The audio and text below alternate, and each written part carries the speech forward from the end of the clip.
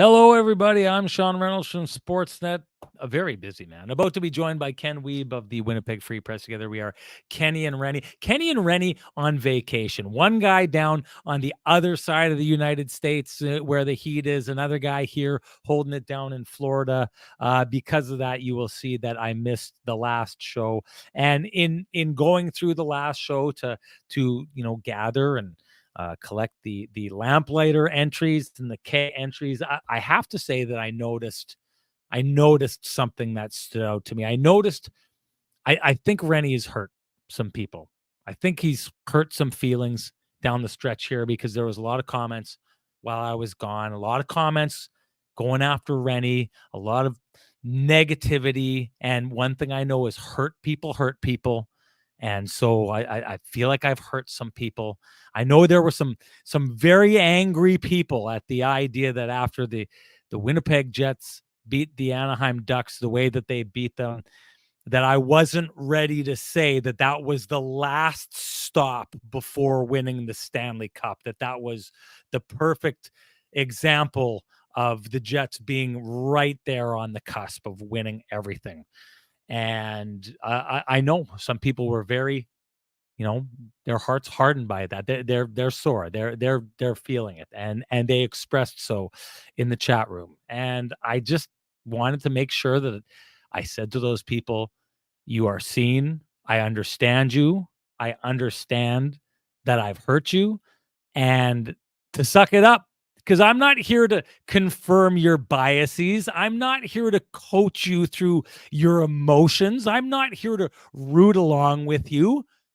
Take care of it on your own. You can handle these things. I'm here to tell you what I'm seeing. I'm here to tell you what I see from the Winnipeg Jets as a team. I'm here to tell you what I think they're doing that is going to work going forward. I'm here to tell you what they're doing that I think is sustainable. And I saw some people suggesting that was the Winnipeg Jets' best game of the season.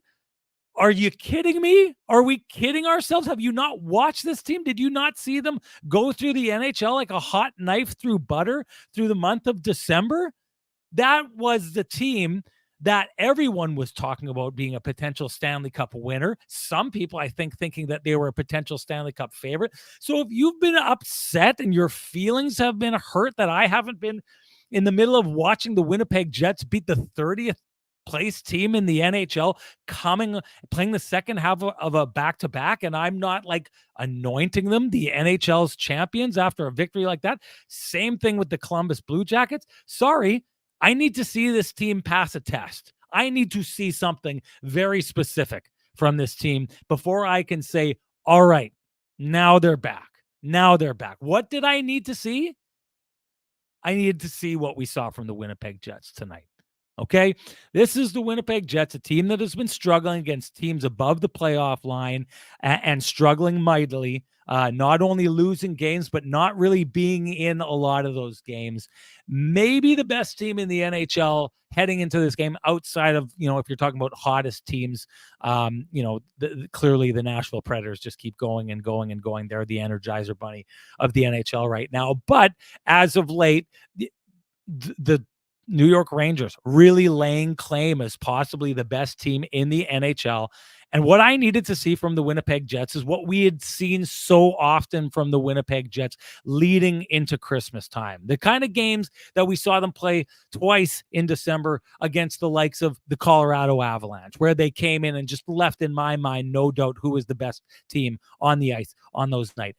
Well, I wanted to see what they did against the Boston Bruins, a really great team that came walking into Winnipeg and left after a beating with their tail in between their legs. I needed to see the Winnipeg Jets after no-shows against I'll call it the Nashville Predators game. For me, was a no-show. The Vancouver Canucks game, that was a no-show. I needed to see them walk into Madison Square Garden and put up a blueprint game, an effort game, a compete game, a kind of game where they took a look at the New York Rangers and said, you're not so big, you're not so tough, and you're not that good. And in fact, we're better. And it's not just us as a team, which they were on this night. It's our individuals. Mark Scheifele going in and saying, listen, I know you got a lot of guys there that people talk about. I know you got the Panarins and the Zabinajads of the world. I'm better. Okay. And I'm going to go out and I'm going to show it tonight. And I know you've got Adam Fox, who won a Norris Trophy, but we got Josh Morrissey, and he's better. And I know you've got Igor Shesterkin, who has won a goaltender of the year, a Vezina Trophy, more recently than Connor Hellebuyck has. And I know that being down here and talking with a bunch of reporters from across the United States and certain ones in New York saying to me before this game, Igor Shesterkin has been the best goaltender in the NHL over the course of this last month. I need to see the Winnipeg Jets walk in and be like, cute. How about we go do this? And then you see Connor Hellebuyck outplaying the way he did. There was a swagger to this game. And what I loved about that is after you've had so many games against really good teams where you haven't really had your best, where you kind of got your butt kicked for a little bit. And this isn't just recently, folks. This has been since Christmas, that most of the time the Winnipeg Jets find themselves a distant second in games against the kind of teams they're going to see in the playoffs. The Jets just didn't dip their toe in on this. The Jets went full on back to what we saw from them back in, the late stages of 2023. If you want belief, you don't find belief in, and I loved it. Marshall Patterson getting a hold of me and referring to it, asking me, are these empty calorie games? Yes, not that there's not value, and I've said this 100 times. There's value in the Winnipeg Jets making sure against teams like the Columbus Blue Jackets and before that the Anaheim Ducks. There's value in making sure you bring the kind of game that is going to consistently get over top of those teams, and the Jets have been the best team in the NHL at doing that. But I needed to see them go against a team that was going to be able to push back. Yeah, it's one thing to be the toughest guy on a playground full of guys who are smaller than you, but when the big guys who are just as big as you and sometimes bigger come over and punch you in the mouth, you can't roll over, you can't turtle. The Winnipeg Jets went from not really giving up much of a fight to walking in here with a swagger and saying, there's people saying you're the best team in the NHL. Not on our watch. And they went out and, in my mind, completely proved it. Yes, it's an empty netter. Yes, there was a late push by the New York Rangers that probably made some of your stomachs boil out there. But to me, I take a look at this game, and for the vast majority of this game, the Winnipeg Jets were the better of the two teams, the more competitive of the two teams, the more energetic of the two teams, and the more structured of these two teams, playing the kind of game that if they bring that game, that effort into the playoffs, I pity the team that's going to be playing them in the first round, second round, third round, as long as they continue to play that game, folks. That's my take on the whole thing. Time to bring in the man with the best music in the business to get his take on the whole thing. Here comes Kenny, everybody.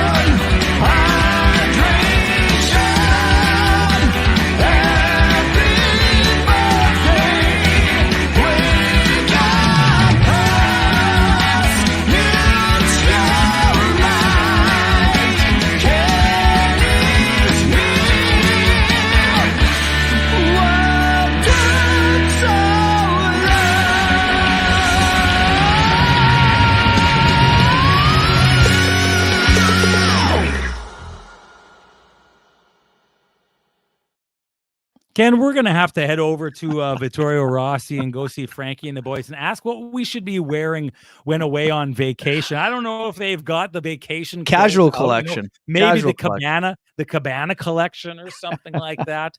But I'll tell you this, during the days down here, I have been wearing the Frankie and the boys specials down here. I was told today, someone walked up and said, 2 for 2 today, buddy, because it's 2 days I've been down here getting dressed up. I got to say that Frankie and the boys consistently, I come to these high-end events and I'm consistently one of the best dressed guys down here because of Frankie and the boys. And if you want to come to a place like this where there's a bunch of important people and you end up being the best dressed guy in the room, well, there's one way to do it. You can head on down to Vittorio Rossi on Corden Avenue.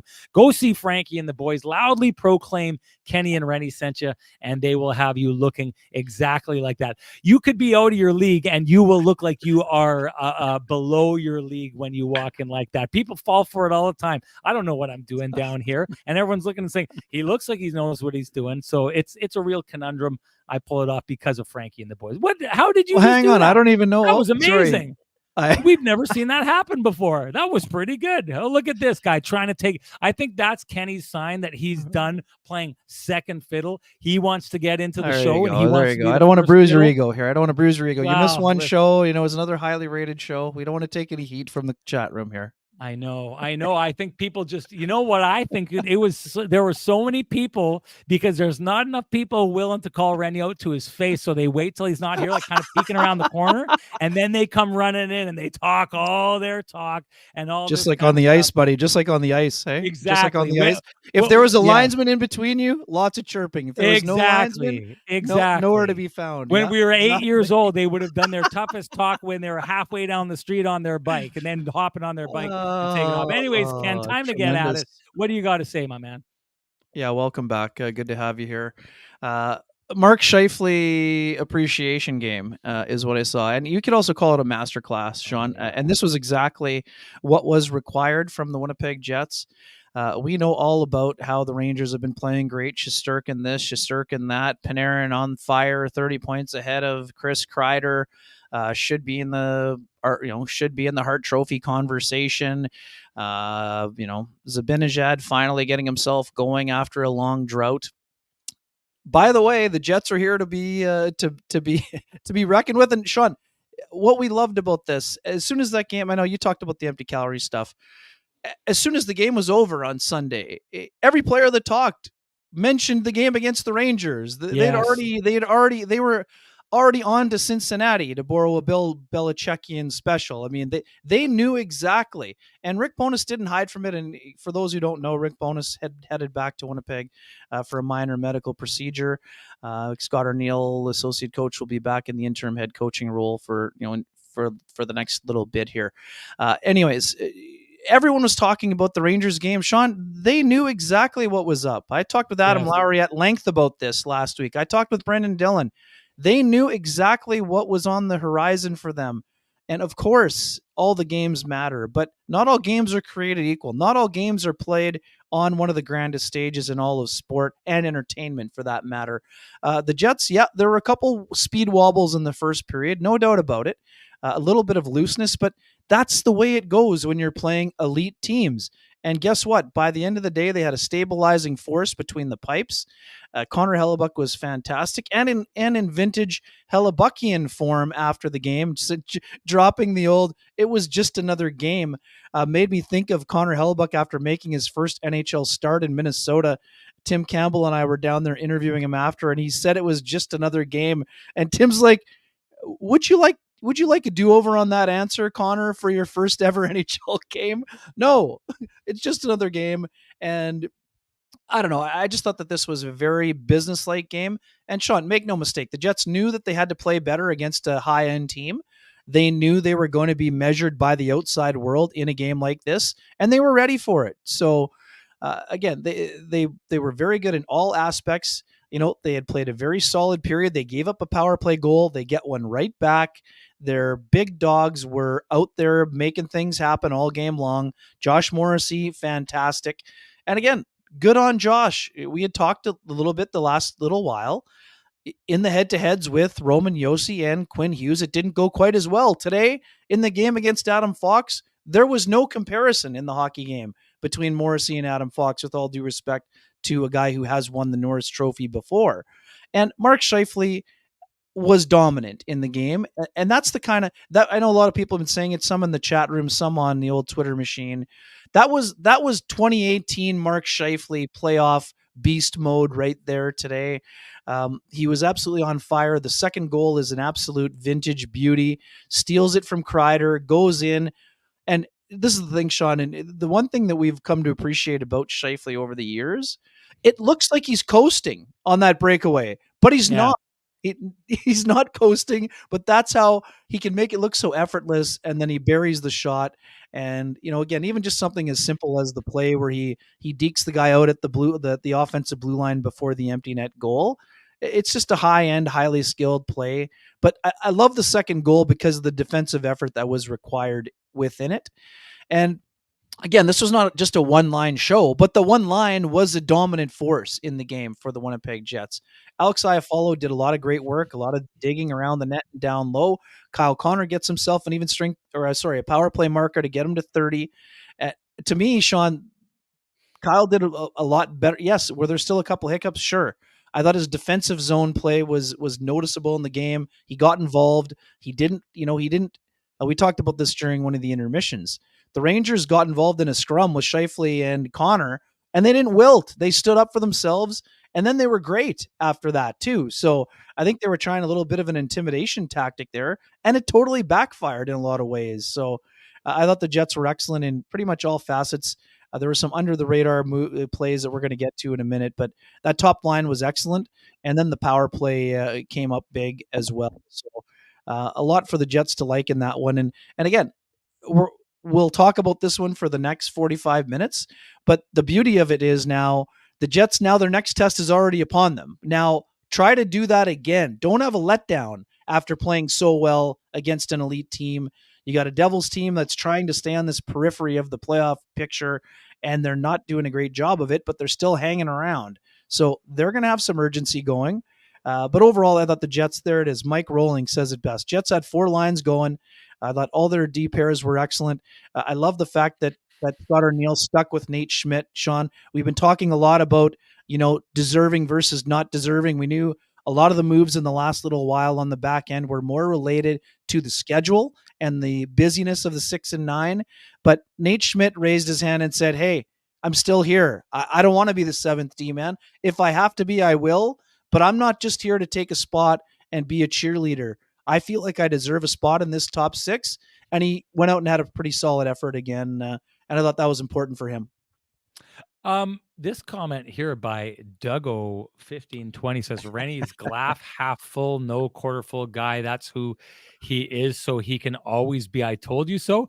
Like, this to me is he trying to suggest I sit on the fence? If so, welcome to the Kenny and Rennie podcast. It's nice to see you Thanks here. For coming, yes. This reminds me, Ken, of a story that I told you behind the scenes, in which Elliot Friedman told me that the folks at Hockey Night in Canada said that when I come on, they're like, Sean Reynolds just loves the Jets. It's so evident in his coverage. He just loves the Jets. And I was, to be honest, blown away by that assessment, as was Eric Engels, to be honest, but blown away by the assessment. And my response was, you should talk to the Kenny and Rennie audience and see what they think about that.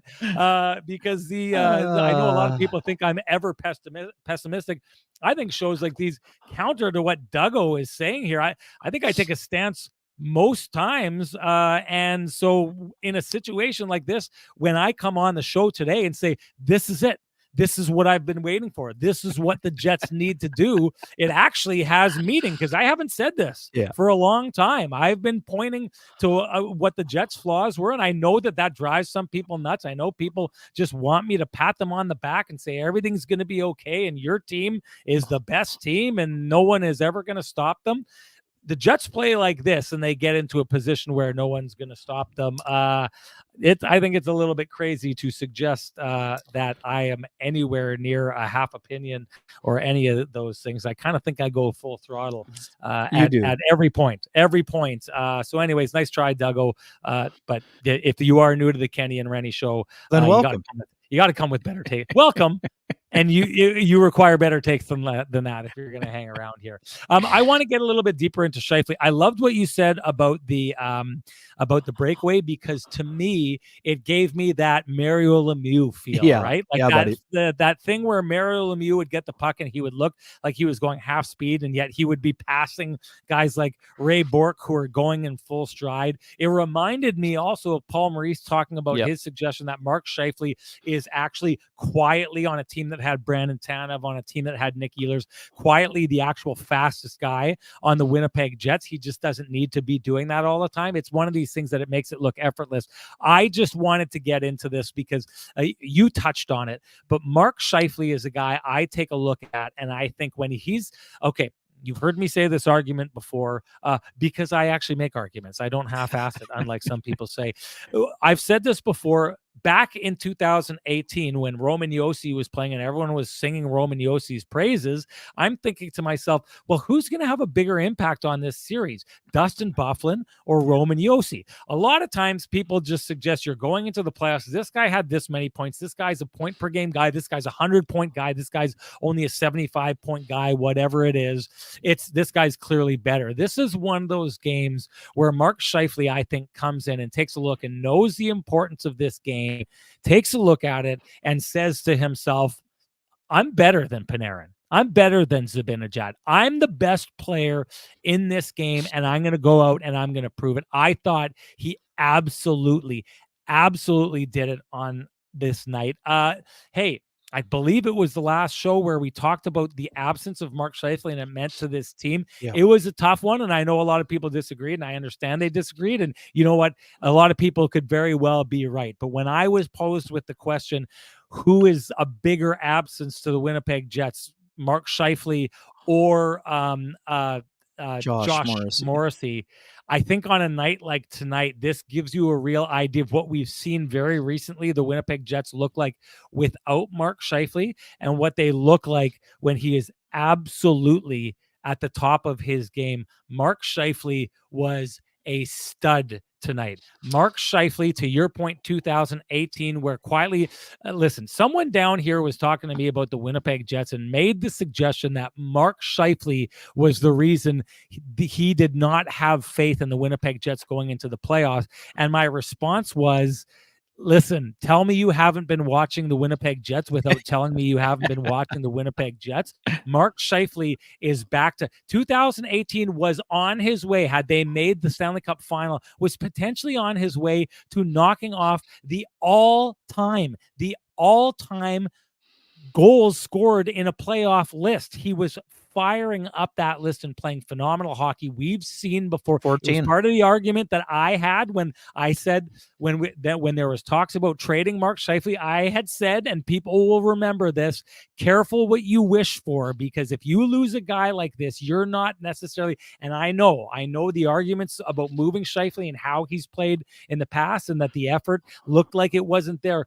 But the one thing we know about Mark Scheifele, and you should know, is he is capable of this. Nights like this, he is capable of being on the ice with a lot of really great players that a lot of people in the league think are elite, top of the league players. And Mark Scheifele, when he wants to be, is better. Tonight is one of those nights. It bodes very, very well for the playoffs. And I would say, I think this is one of those examples of how much it really paid off in keeping Mark Scheifele around. And if you're looking to pay off high interest credit cards or debt, we suggest you go talk to our friends at Cambrian Credit Union about their payoff loan. They can show you how taking out a loan to pay off your debt actually gets you debt free faster, and you can save thousands of dollars. Go to cambrian.mb.ca to book an appointment online. Very quickly, Ken, I just wanted to say it since I'm down here and I'm at the GM meetings, had a quick conversation with Kevin Cheveldayoff.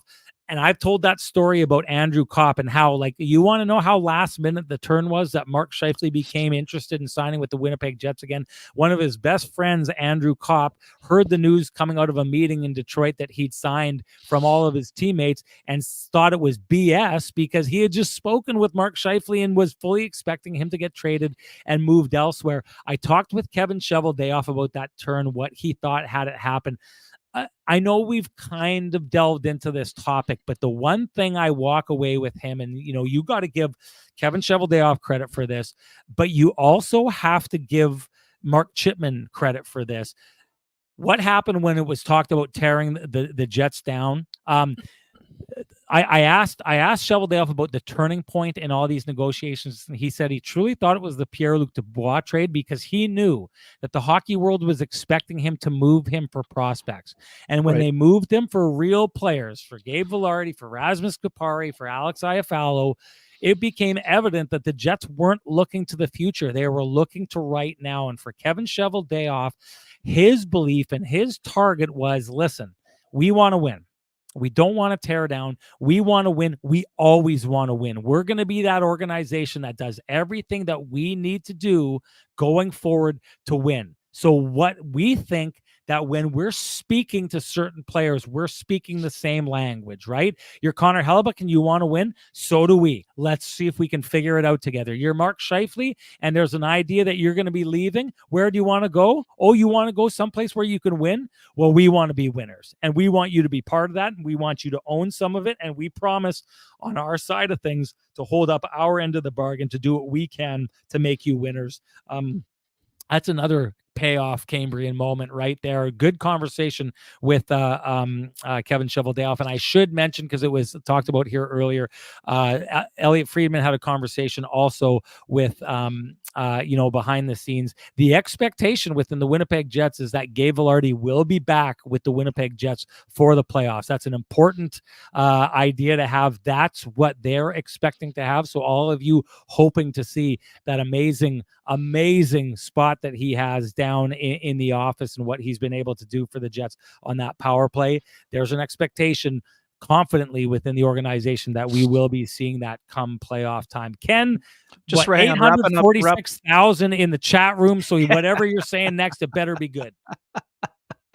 And sorry, for the folks who are worried about the disparity here, we have come to the conclusion that the Twitter views are now being shown live in the show to you and I, but not to the rest of the population here, because I got a note from Stacy saying that there was 516 online, but we have 1306 in here. So yeah, it's I'm not going to take any more pictures to prove to you. You should believe us. Exactly. We're trustworthy. We've gotten to the bottom of this here. Look at that face. Look at you. You don't think you can trust that face? Come on, people. Get it together. Sorry, just wrapping up the Scheifele conversation, just to reinforce how good he was in this game this evening.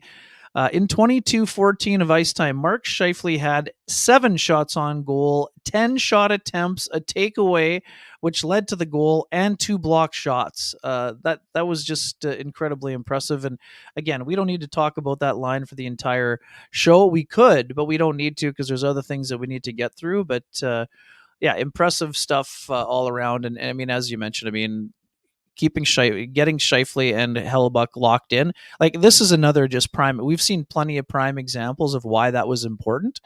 This was it. I mean, and then just vintage Hellebuyck again. Him saying, Mike McIntyre, my colleague from the Free Press who joined us last show, asking him if there were any saves that stood out after he had talked to him about the Kreider redirection that went, either it was, I think it went wide, but Hellebuyck might have that was one of those Hellebuyck mind moves. It looked like Kreider, who's one of the best guys at tipping pucks in the NHL, thought he had a backdoor tap and somehow he willed it into the corner, pretty much. So anyways, Hellebuyck saying, what was your favorite save? All 40 of them. He didn't care at all. It was just an impressive showing. Hellebuyck stopped 40 out of 42. Yeah, impressive showing by both of them. And again, as you mentioned, I mean, just reinforcement of the depth and the work. I mean, Kevin Cheveldayoff needed to have an important offseason. He needed to have a good one, and he's had, honestly, Sean, I mean, what are people not saying this already in Florida? I mean, he's had one of the best he's got to be up for GM of the year with the moves that he made, don't you think? I mean, there's some GMs who had really good moves, but would he not be in that top 3 right now for you?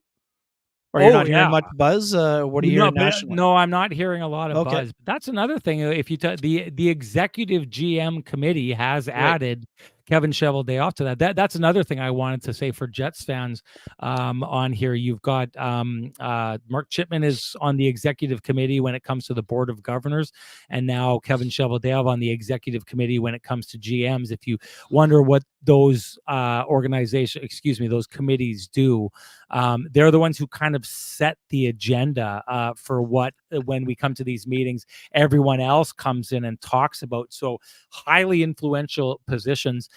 Winnipeg is extremely and highly represented at the very highest of levels in the NHL by both Kevin Cheveldayoff and Mark Chipman. So everything coming up on a day like this, everything coming up Winnipeg Winnipeg Jets, absolutely no doubt. Before we move on from Mark Scheifele, I'm just going to go ahead right now, and I'm going to do my Johnston Group Got You Covered play of the game. You can do yours, but roughly 8:20, 8:15, 8 minutes left in the third period. You can see and it's Jack Roslovich's line that goes out to create a real push for the New York Rangers, and they have possession the entire time that shift, and they're buzzing, and they're giving absolutely everything that they have, and the puck, all it does is harmlessly go to the corner, behind the net, back to the corner, up to the defenseman who pinches to keep it in, back to the corner, gets caught up in a scrum down there, gets out, back up to the top, back into the corner.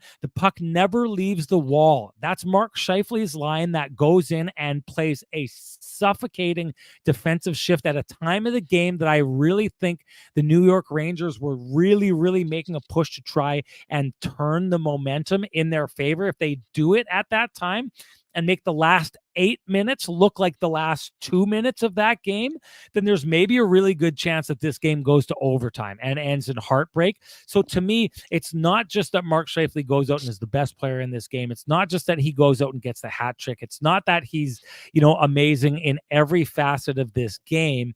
It's that at a massively critical time where they needed that line to be completely and totally bought in defensively, they were completely and totally bought in defensively. And look at, for me, that is my Johnston Group Got You Covered play of the game.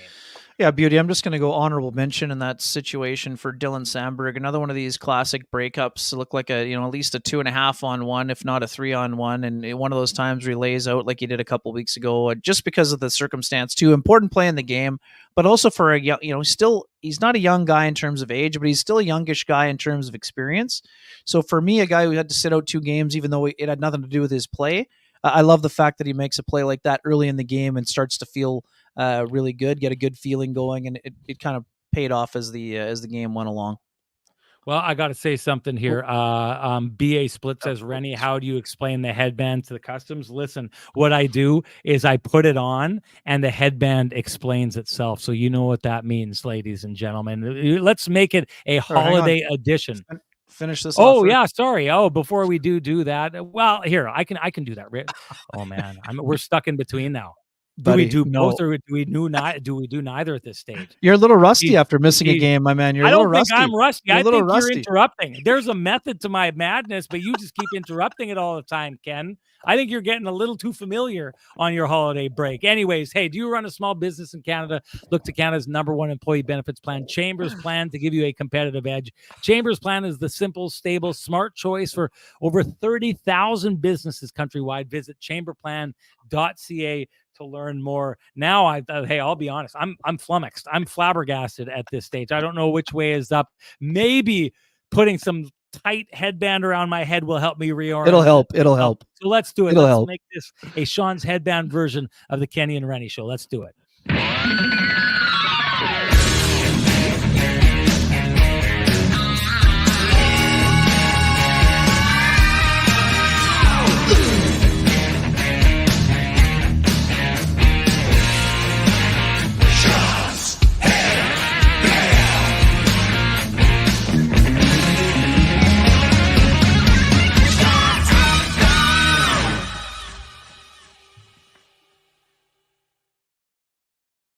Oh man, look at that. The power of the headband, and Ken ran. It's almost like one of those wrestling promos where things got real. You know what I mean? Like the glass broke and then Ken just had to up and run.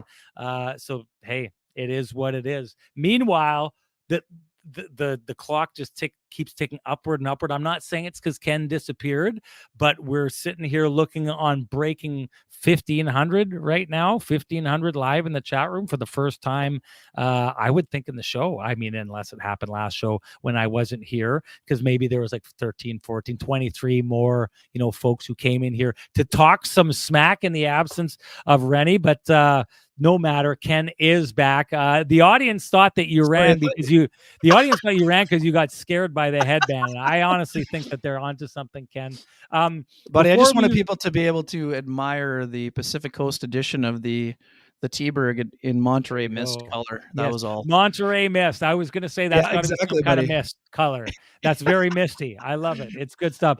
Before we get to Helly and Shesterkin, I just wanted your thoughts. I know he kind of popped up towards the end of the game. Adam Fox did, but one of the things that has been kind of consistent as of lately when the Winnipeg Jets have been playing those playoff type teams is there's been potential, if you want to look at it that way, a little bit of a defensive star showdown. Roman Josi versus Josh Morrissey. Think that one went Roman Yossi's way. Before that, Quinn Hughes versus Josh Morrissey. That one, no doubt, went Quinn Hughes' way. Did you see tonight a little bit of a showdown between Adam Fox and Josh Morrissey? And did you see Josh Morrissey say, okay, this is another opportunity for me to establish myself amongst and ahead of some of the league's best?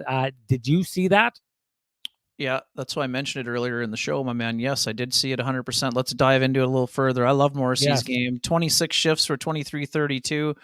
1 assist on the ice for 2 even strength goals, 5 shots on net, 7 attempts, 1 blocked shot. I thought he was all over the place, all over the map. With all due respect to Fox, he did have an assist in just under 24 minutes.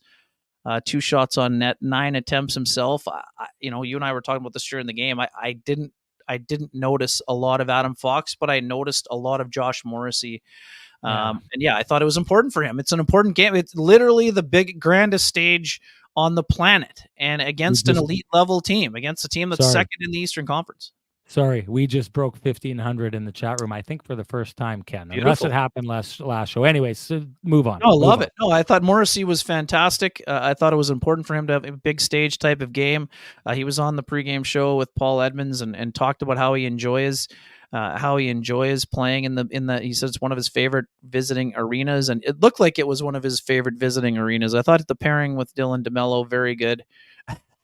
Thought it was excellent all over. He was all over the ice, really skating well. And the Jets drivers were their drivers. That's the way it goes. I mean, that's how they played today.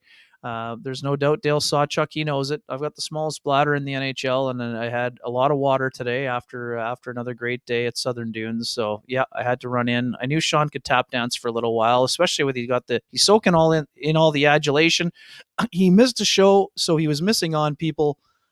Giving him all kinds of props. Wait, there's been adulation? Make sure you point those out. Make sure you highlight those ones. I see the opposites, Ken. I see those ones all the time. Before we do move on I should give my thoughts on Morrissey. When it came to Fox, I noticed Fox right at the end of that game. When they were making that push, I thought he was at his best. So give him credit for that. They got really dangerous towards the end of the game there, and Fox was a massive, massive part of that. But to me, I've said this before, he makes that push at that time. You can tell he's throwing everything he has into his offense. I've said this before about Josh Morrissey. Josh Morrissey, I don't notice him making a said push. I just notice this constant pressure. Josh Morrissey's like erosion, right? Like he's just going to keep that pressure up and pressure up and pressure up and pressure up, and it just breaks the dam every once in a while throughout the game, right? So it's not him having to cheat to get up there. It's not him saying, okay, it's time to go turn it on. It's Josh Morrissey playing the game the right way from the drop of the puck in the first period right to the third period for the majority of games that we see him play. And to me, that's where I think Josh Morrissey really tonight won the battle. But I think overall as players, if I'm taking one of these two players, I'm scrapping age and all those things, but if I'm taking one of those two players, I'm taking Josh Morrissey, because I just think his consistency factor, his lack of allowing what he does offensively to detract from his defense is, I just think, absolutely elite, no doubt. Greg Liverpool, hey, there he is. There was some adulation. Welcome back, Renny, says Greg Liverpool. It's great to be back, Greg. There's your adulation. Definitely. Anyways, just to close this out, Morrissey, extremely consistent. Oh, as James says, Renny doesn't sit on fences. He falls off them, especially after the Frosties. It's roofs. Oh, come on now, James. James. It's roofs that I fall off of. Okay, I've never been on a fence to fall off with plenty of roofs and plenty of falls. Believe me, that wasn't the first one. Anyways, Morrissey consistent. I think he is more of a consistent player than Adam Fox is, and that's I think it's important for us to kind of get a gauge of where we think Josh Morrissey is amongst the NHL's elite defensemen. I know when you have a lot of these conversations down here, I've heard actually a lot from people saying that Cale Makar is someone that, as good as Quinn Hughes is playing, a lot of people are saying they don't think that he has quite the level that Cale Makar has. I'll say this. In the games of the Jets, I've said this before. I said it before, and I know people get choked at it. If we're going to say that Connor Hellebuyck shows up and makes the save that, breaks the game, then we have to point out when he doesn't make the save that kind of blows things wide open. When we talk about the games in which Josh Morrissey didn't outduel the other big gun, we got to go back to December, and the fact that he outdueled, in my mind, Cale Makar in the 2 games those teams played earlier this year. So Cale Makar, I believe, probably the best defenseman in the NHL. But when Josh Morrissey's at the top of his game playing against him, he's right there. He's absolutely right there in my mind, Ken.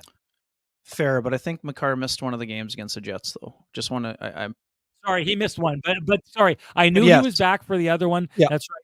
I knew he was back for the other one. I remember I was watching, and I thought, okay, because the first game that the Jets played, they didn't have Cale Makar, and I thought that's a real, like, Cale Makar's a bit of a cheat code. And so when he came back into the lineup, you're entirely right. I thought, okay, it's going to be an entirely different story. And on that night, I was very, very came away with the opinion that in that night, Josh Morrissey was the better of the 2 players on that night. Let's make that clear. Okay, quickly, before we get to our fun stuff, if you have realty needs that you need to have met, contact our main man, Lou Ferlin at Royal LePage Dynamic Realty. Tell him Kenny and Renny sent you. 204-791-9971 or at the office, 204-989-5000. His email is lou@louferlin.ca. That's LOU@LOUFURLAN.ca. Lou Ferlin, excellent realtor, excellent human being, and excellent supporter of this community, including our podcast, for which we are grateful. BA Split, this is water. He's wondering if it's milk. I guess it's hard to see, but it's water. Gotta stay hydrated where we are. We got to stay hydrated. This is Sean's water carton down here, and I was surprised to see it. Like, you're in the land of Ron DeSantos. I thought they would be like, I thought that they would be like getting the most polluting agent that they could find, right? Like, they'd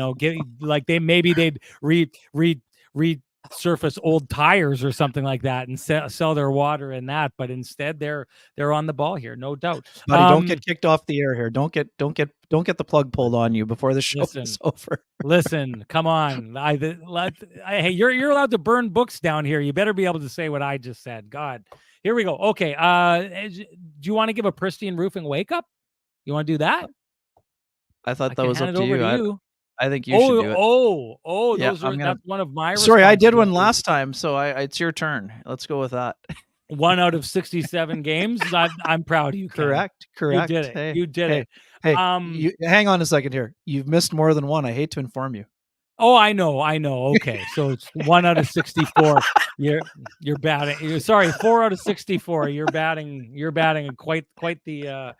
I don't know. Like, talk about patting yourself on the back for the bare minimum there, Ken. Oh, buddy. I'll give the Pristine Roofing call to all the folks out there who weren't able to see that the games against 30th place teams really didn't prove a lot about the Winnipeg Jets, other than the idea that they're able to stay on top of those teams and make sure they cash in the points in the middle of a race for first place. But no doubt, if you are looking for a show me game by the Winnipeg Jets, we saw that here tonight. So all those people coming to that realization after not being able to come to it in the last 2 shows, let's give them the Pristine Roofing call and Pristine Roofing wake-up call. And you know what that means. It's time to give North End Rick the Pristine Roofing wake-up call. He's the guy you get down your place if you have any roofing, siding, exterior needs. It's that time of season, folks. I hear it's cold back home. Sorry about that. It's not. Ken, is it cold where you are? It is not cold. Yeah, no, it's in not the morning. cold It's here cold, either. But it's not cold here. No, it was Help me beautiful rub today. it in, Ken. Don't No, I can't do that. get on the fence. Help me rub it into the people at home who are freezing right now, but need to know as cold as it is, it's still the roofing season. You got to get going on that kind of stuff. So give North End Rick the Pristine Roofing wake up call at 1-204-981-6289. And of course, you can always call Pristine Roofing at 1-204-237-7663. And everyone needs to remember Pristine Roofing giving away a free roof. That is right. If there's someone in your life you know could use a hand up, could use a little bit of help, they are the people that you want to talk to because they are going to be giving away a free roof for someone who is deserving and someone who is in need. They are the ones who are they are calling it the Pristine Roofing Pay It Forward project. They want to pay it forward to someone who could use a hand in life. And if you've gone to get a roofing quote lately, you know that is a huge, huge leg up if they're able to do that. So get a hold of North End Rick or Pristine Roofing. Let them know if someone in your life could use a new roof in their Pay It Forward program.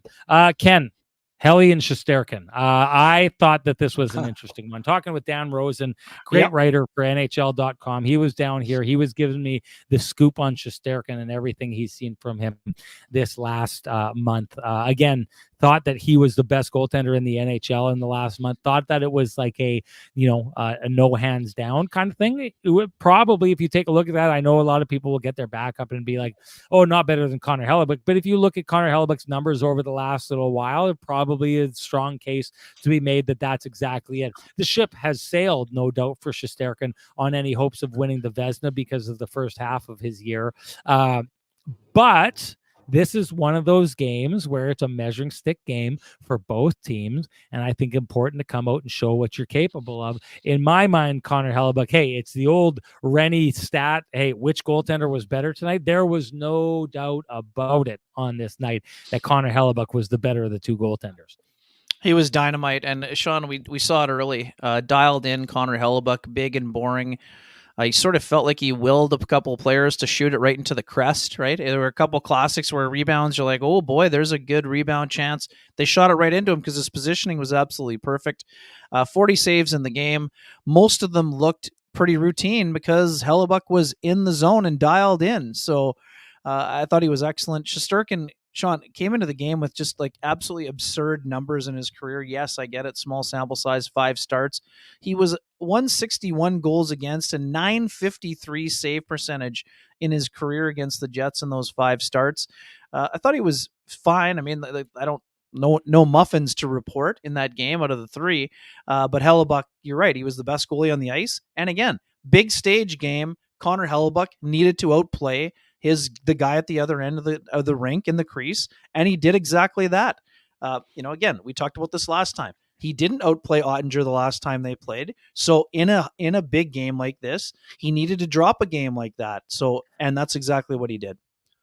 Boy, oh boy, 1661 in the chat room right now. This has to be new records. Well done. Give yourselves a hand there, people. Yeah, I'm kind of well done. People are into stunned. it. People are into it. Yeah, you're right. Connor Hellebuyck on this night, I thought, aggressive, right? I think it showed on that first goal. He's expecting his defenders to get that rebound because he's out and he's challenging. He needs to challenge in that situation. I know a lot of people look at that and see it's a wide open net goal after that, and they think, well, he overcommitted. I think in that situation, you have to overcommit, right? Like you have to be aggressive in that scenario. He's trying to get the puck out a little bit further, and he's thinking that if he can't spit that puck out a little bit further, the defender is going to get there into that spot. I'm not blaming it on them, but what I'm saying is I don't look at that as an error for Connor Hellebuyck. I look at it as him taking a very educated, aggressive guess on that play on what the best thing to do is there. And he makes the initial stop. I mean, and just down the stretch towards the end, like you said, stopping that Cryer tip in. There was someone had brought it up to Lafreniere, and we're getting into that, and we might as well go there. Sure. For the keg save of the game. I just thought on this night there was very little. I'm going to give the save of the game to the Kreider stop there, but towards the end of the game there, as the New York Rangers are buzzing, even if as they score that goal, there's no panic after that in Connor Hellebuyck's game. And I think that really, if you think about those situations like that, when a team is pressing and trying to get back in the game, and you think about the Jets' history, especially that one year when last year when they kept allowing goals and teams to score their way back into games, it's that confidence that I think he really showed after the game becomes 3-2 that allows the Jets to be that kind of slow, confident. Kevin Sawyer did a really great job of breaking down Sean Monahan getting that puck and very smartly moving it over to Josh Morrissey, and Josh Morrissey not panicking, not firing it down the ice. What's he looking to do? He's not looking to kill time. He's looking to put a nail in the coffin of the New York Rangers, and he goes and he finds Mark Scheifele, who then shows another level of calm. And I guess I'm saying when leaders show calm, everybody else follows. Now, the funny part of this is Josh Morrissey's a leader, Sean Monahan's a leader, Mark Scheifele is a leader. Probably a conversation to have about how many leaders there are on this team. But I definitely do think that the poise and the calm that Connor Hellebuyck showed after that game becomes 3-2 with that push that the New York Rangers have after that really leads to the calm response we see from the Jets as they do put the final nail in the coffin in that game and make it 4-2. The Kreider redirection, that's my keg save of the game, Ken. Yeah, I thought there was a really good one on Alex Lafreniere earlier on in the game where he really had to kick it out, and I thought Lafreniere was excellent for the Rangers. He was probably I thought he was their best player, quite frankly. I agree. I think he was the best player in the game for the Rangers, and that's a great story. He's really come around. 20-goal season. Some folks were quick to label the bust, tossing around the bust label unnecessarily, and good on him for finding his way under Peter Laviolette. And just quickly, I thought the Rangers, you talk about impact players, I thought the Rangers really missed Jacob Trouba tonight, Sean. We talked about that. Obviously, that's to take nothing away from the Jets' dominant effort, but they were missing, a pretty high-end couple of defensemen on the back end there. So, yes, we know the Jets are missing Gabriel Velarde also, so this is not to take anything away, but just that physical presence, they really missed him. And speaking of physical presence, Sean, I just wanted to mention Brendan Dillon. I thought that his game was really solid. But anyways, the save on Lafreniere before I get running down the hallway there was my choice for keg save of the game, even though there were plenty of them to witness in this contest.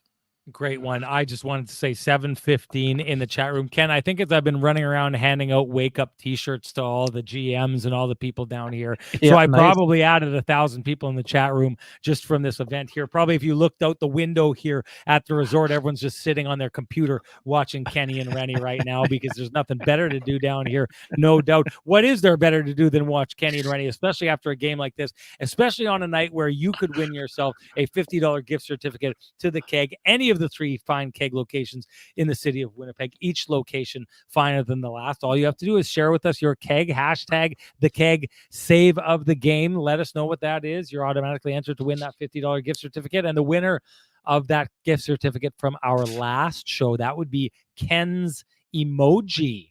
Ken's Emoji, you're on the clock. Direct message me at SN Sean Reynolds, and let's make this abundantly clear, ladies and gentlemen, because there's some people who have been, I don't know if you haven't been sending in or you've been sending your responses elsewhere, and some of you have. Here's the rules. You got to find a way to get it to me at SN Sean Reynolds. Send me your full name because I can't go looking all over the place. If I miss it and it's not sent here, then that's why it was missed. It's not on me. It's on you because you got to get it to this spot here because that's where I go to find winners and past winners. Direct message me. Send me your full name. Send me your email, and I will have the Keg send you a $50 gift certificate usable at any of the 3 fine Keg locations in the city of Winnipeg. Each location finer than the last. And that brings us, Ken, to the Lamplighter of the game, the Trans-Canada Brewing Company Lamplighter of the game, to be specific. What do you got? Yeah, it's the second Scheifele goal. There's no doubt about it. I like the first because he went to the net after the rebound. Really good job. Nate Schmidt gets it through. I think Alex Iafallo tips it. And Scheifele, that was the first kind of sign in the game offensively that he was going to be a man possessed in the contest. But again, we talked about it at the start of the show. It's a pickpocket of Kreider at the defensive blue line, acceleration through the neutral zone, and just ripping home a shot and casually skating to the bench. Like that's what is Loved his impressive, Sean. celebration. Yeah, Loved the his celebration is classic. Yeah. And then sort of just acting again, the Jets were, don't make no mistake, the Jets were thrilled with how they played in this game, but they didn't go around acting like they just won the Stanley Cup in game 68. 68. Yeah. So impressive. No doubt impressive. Hey, I go with that one as well. I thought Chris Kreider has the puck. I mean, you're not just stealing it from some chump on the other team. You're stealing it from a guy who is extremely hard to get the puck off of. A savvy veteran player gets it, heads down, like you said, very Mario Lemieux-esque in his ability to get down the ice without looking like he was going that far. Buries it. It's an important one, and I just love his celebration after that. Mark Scheifele is one of those guys where I do think quite often his celebration will tell you what you need to know about how he feels in that moment, about the importance of what he's just done. He knew that was a big one, and he knew with his defensive play after that he was not going to be part of allowing the New York Rangers to get back into that game. So for me, I couldn't agree more. That's for me my TransCanada Brewing Company Lamplighter of the game. But it doesn't matter what we think, Ken. It matters what the folks in the chat room think. Share with us your TransCanada Brewing Company Lamplighter of the game, your hashtag Lamplighter. If you do that, you're automatically entered to win a frosty, delicious 8-pack of Lamplighter Amber Ale brought to you by our friends at TransCanada Brewing Company. If you cannot wait for Kenny and Renny to gift you your own 8-pack, you can head on down to TransCanada Brewing Company. Join them in their tap room at 11290 Kenniston, where we will be having April 6th or 5th. How come I'm drawing a blank on this? 6th. The 5th, April 5th, our final KNR live event. It's going to be a great one. Already sold out. Buddy, Thank you sorry, for you doing had it that. right the first time. April 6th. You had it right the first time. Thank you. Honestly, tremendous thank you. job, folks. This is another year. We had 4 of these shows, and you packed the joint on every single time. You showed the people at TransCanada Brewing Company just how passionate, how much fever the KNR audience has, and I'm so looking forward to that day. It's going to be a lot of fun, and people should know at the end of the year, like we did last year, we are going to have a year ender. I'm not going to call it the year ender bender. We had scrapped that. We didn't call it that anymore. Now it's going to be the year ender at which we sender, folks. That's what it's going to be. So get ready for that one. We can't give a date for that. It will be, based on when the season ends, roughly 2 Mondays after the season ends. But if you were at it last year, we wanted it to be the biggest sports media party in the city of Winnipeg, the preeminent annual sports media in Winnipeg party, maybe the biggest sports media party that the city has ever seen. 250 people we put into that place, absolutely packed it to the rafters, and I just know we're going to do it all over again this year, so we're looking forward to doing that with all of you. In between then, we've got the event on April 6th, but it also means that it's time to hand out our Lamplighter winner from the last show, and that would be Frosty, who I believe won last season. Good to see you back, good to see you contributing, and good to see you getting yourself an 8-pack. But what? Frosty's the one who always lists our sponsors at the end of every single show. I know. I meant back. Okay. Good to see him back in the winner's circle. Oh, gotcha. Sorry. Yes. I got to get the nonverbal cues with you. We're not acting like Monahan and Toffoli right now, hey? Well, one of us isn't. Anyways, folks, Frosty, you deserve it. Thank you for doing that like you do every show, and I'm glad that you won. You know what you got to do. Direct message me at SN Sean Reynolds, full name, an email in which I can send your voucher for a frosty, delicious 8-pack of Lamplighter Amber Ale, brought to you by our friends at TransCanada Brewing Company, who put together the absolute nectar of the gods. I wanted to talk quickly about Schmidt. You talked about him there. I'll say this time and time again this season. I haven't seen necessarily what's kept Nate Schmidt out of the lineup. Now I get it, and I get when you kind of fall into that role that he's in, and I also get, when you're one of the older players, I get what, when you're trying to plug in different things, someone's got to go, and he's the guy they've picked.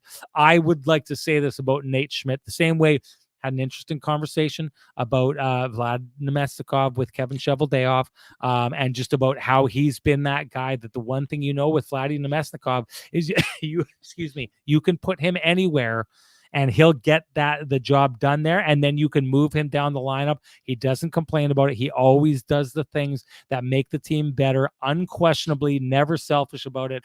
I think Nate Schmidt has done the exact same thing so far this year. Could have sulked, could have been upset, could have demanded a trade, all the kind of things that veteran guys can do if they don't feel they're getting, the time they deserve. I don't know that he's deserved to be out of the lineup as much as he's been out of the lineup this year. All I know is, boy, oh boy, has he done a great job of responding to it well, getting back into the lineup and reestablishing himself in that lineup. Give him credit. He has handled it as a true pro and has responded in kind as a true pro.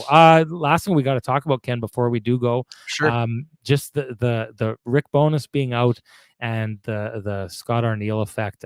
This team refuses to skip a beat and use it as an excuse when they don't have their head coach behind the bench. Yeah, it's impressive. And I mean, we talked about this before. And I mean, again, Scott's not the kind of person to draw attention to himself, but it's an important game for him. It's a building that he loved being in. I think 5 seasons with the Rangers as associate coach. He was also on the staff of Peter Laviolette. And Peter Laviolette, Sean, remember how glowingly he spoke of Scott Arniel when I asked him about him on that first visit in October to Winnipeg. Peter Laviolette, who's been around the league forever, said he became a better coach because he was around Scott Arniel. And this was not just blowing smoke or window dressing. I mean, this is a guy who has been around a lot of coaches during the course of his career. Scott, we know this. I mean, he's been a head coach once previously in the National Hockey League with the Columbus Blue Jackets.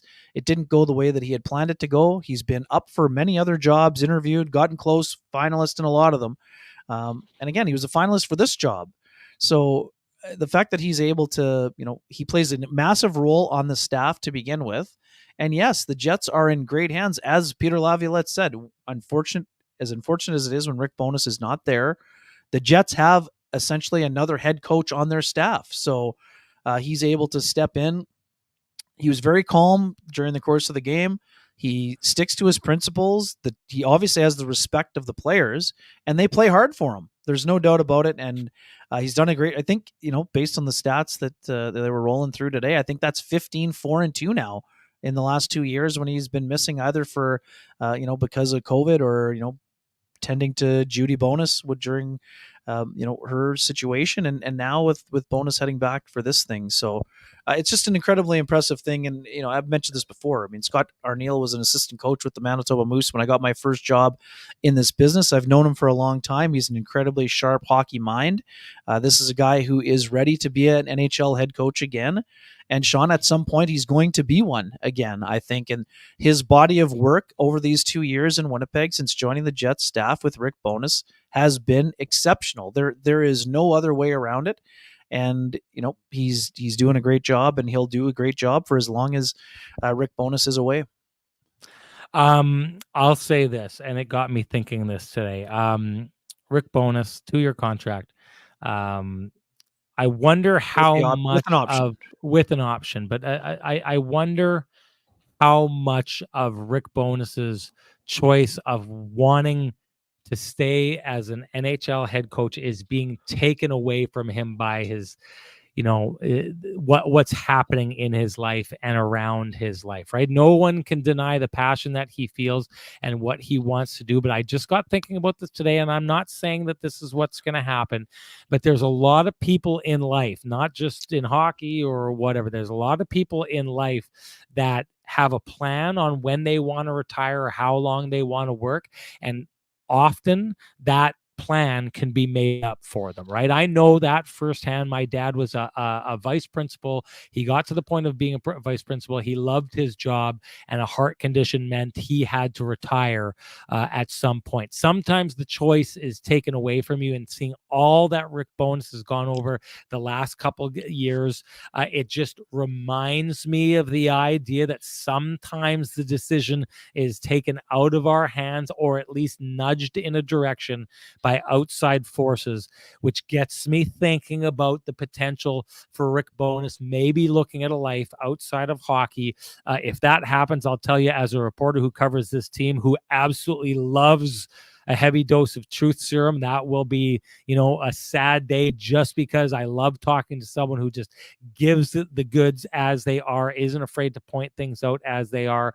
But I will say this, going down the stretch, if it were to be Rick Bowness, the longest serving coach in NHL history, no one has been behind an NHL bench longer than Rick Bowness. If he were to get to the decision that this was his last year in the NHL and the Winnipeg Jets were to send him out winning his first ever Stanley Cup, boy, oh boy, there wouldn't be too many other storybook endings to a career greater than that. Something to watch for going forward here, folks. That's it for us here tonight. I'm currently looking at 1,775 people in the chat room. That's Awesome blowing stuff. my mind. Great stuff here.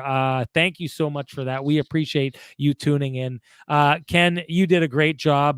Despite clearly being in vacation mode at certain points, everything else around those few gaffes were great stuff. Absolutely great stuff here tonight. Hey, sorry, I also have to say this. this. Jason Bukala absolutely knocked it out of the park last show. And Mike McIntyre too. Great insight from him, and he's been doing a great job on the scene on this road trip. As I mentioned, we talked about the stuff about Patrick Laine last show when you weren't here, Sean. Today, another great piece talking with some of the Jets players who were out for dinner with Blake Wheeler on Monday, catching up with the old Jets captain, and then again Mike on site to get the news that Rick Bowness would not be coaching this evening. So, anyways, thank you to those guys for last show. Thank you to you for being back and being you. Yeah, I appreciate that. And I did want to say this. If you appreciate the conversation going on in this space, I would implore you to Great appreciate the contributions made by our sponsors who fight to keep the conversation going in this space. For us, that's Vittorio Rossi, Pristine Roofing, Cambrian Credit Union, Sweet Lou Furlan, the Kenny and Renny OGs, and the Johnston Group, the Keg, and of course, Trans-Canada Brewing Company. Thank you to them. Thank you to all of you. And I'll leave you all with this. There were some people who were giving shout outs to Renny in the chat room and being really nice. And I just wanted to say, do you guys just realize it's a pretty simple equation? When I talk nicely about the Jets, people get happy. When I don't, they get really angry. You can't be so see-through. You got to have a little more complexity going on here. Come on, let's get going here. Anyway, thank you so much, everybody. You did a great job tonight and put up with my ribbing, as you always seem to, in good fashion. Let's keep that going, and let's see if the Winnipeg Jets can keep what they're doing going as they move forward. Another big one against the Islanders on Thursday. Islanders or Devils? Devils first. Islanders Saturday. Caps Devils Sunday. and Islanders. Excellent. Okay, great job, everybody. Ken, off to the holidays. Let's do it again. I'm working. Another round tomorrow. Yeah, we're just out here doing our best. Happy to report the first couple birdies of the season today, my man. Happy to report. Cool. What do you want me to say that? I'm actually working down here. Like we joke about this, but like I've got to get up. I just want you to be happy for me. I just want you to be happy for you. I just want you to be happy for me. I am happy for you. You're a good guy. It's going to be good for us to get back on the course, and you can just slaughter me some more with like 5-month head start. It's going to be great. I'm looking forward to it. Anyways, folks, thank you so much. We appreciate it. We'll talk to you on Thursday. Bye-bye.